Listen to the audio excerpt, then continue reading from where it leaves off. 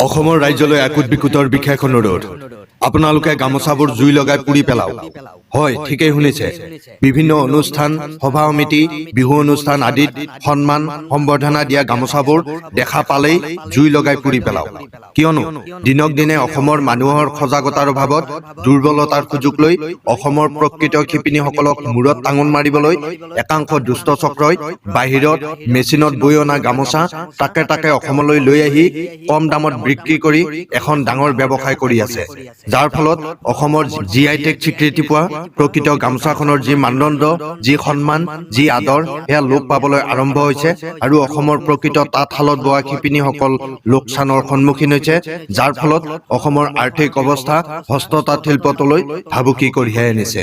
গতিকে আকুট বিকুটে আপোনালোকক অনুৰোধ কৰিব বিচাৰিছো অসমখনক যদি আপুনি মনে প্ৰাণে ভাল পায় অসমখনৰ উন্নতি হোৱাটো যদি আপুনি বিচাৰে তেনেহলে অসম চিনাকি অসম গৌৰৱ অসমীয়াৰ আবেগৰ বিহুৱানখন গামোচাখনৰ মানদণ্ড অটুট নাৰাখি মেচিনত বৈ অনা বাহিৰৰ পৰা বৈ অনা গামোচাবোৰ জুই লগাই পুৰি পেলাওক আৰু ইয়াক কিনি ব্যৱহাৰ কৰাটো আপোনালোকে বন্ধ কৰক তেতিয়াহে অসমীয়া আৰু গামোচাৰ মাজৰ যি মধুৰ সম্পৰ্ক সেয়া চিৰস্থায়ী হ'ব আৰু যদি আমি এই ক্ষেত্ৰত সজাগ নহওঁ সতৰ্ক নহওঁ কঠোৰ নহওঁ তেনেহলে এদিন অসমত হাল শিপিনী নাথাকিব অসমৰ বজাৰ এটা এটাকৈ বহিৰাগতই লৈ ল'ব গতিকে আহক আমি অসমত অসমৰ তাঁতশালত বোৱা প্ৰকৃত গামোচাখনকে স্থান দিওঁ সন্মান দিওঁ বাকীবোৰ জুই লগাই পুৰি পেলাওক ধন্যবাদ জয় আই অসম